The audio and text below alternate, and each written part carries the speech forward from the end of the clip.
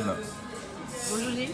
Alors, vous êtes entrepreneur et vous avez une société qui est dans la santé. Qu'est-ce que vous faites? C'est un plaisir pour moi d'être là ce matin et je suis la cofondatrice de Kea Medical.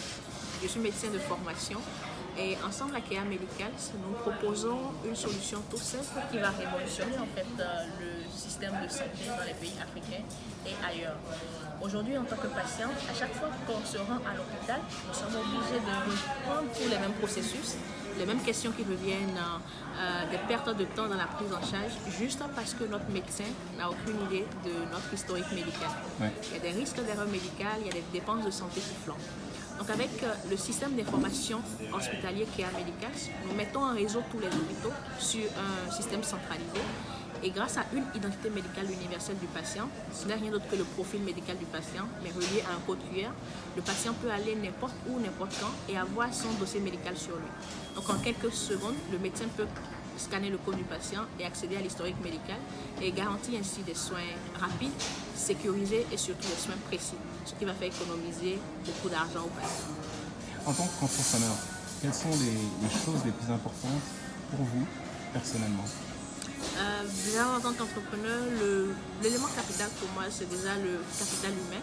C'est ce capital humain justement qui permet de bâtir une équipe soudée, une équipe en fait qui croit en une même vision.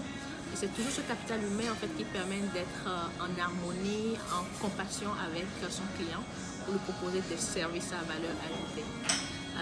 En dehors de cet aspect justement c'est la collaboration, le meilleur-être, la bonne humeur. Et c'est ce qui se transcrit en fait dans tous les services et produits que propose Kea Medical. Nous nous sommes rencontrés, je crois, il y a à peu près 4 ans à Ouiya et j'avais été très impressionné par vous et par votre compagnon. Dans quelles conditions est-ce que vous avez connu Acosfera? Bien sûr, l'Acosfera, on a pris un premier contact à travers le forum Women in Africa. C'était en 2017 à Marrakech. Donc on a connu Acosfera lors d'un des masterclass de prise de parole en public. C'était un show très intéressant d'une heure qu'on a beaucoup apprécié. Et par la force des choses, on s'est rencontrés sur d'autres fronts également, au Forima, et également à Semen City, lors d'une formation récente que Semen City a offert aux entrepreneurs béninois. Donc on a eu la chance de bénéficier de cette formation de Acosfera qui était époustouflante. Merci. Et est-ce que vous avez eu depuis l'occasion de mettre en pratique ce que vous avez appris dans ce cours sur l'art de la prise de parole? Absolument. Ce que nous avons beaucoup apprécié justement au cours de cette formation, c'est la praticabilité instantanée des connaissances qui étaient emmagasinées.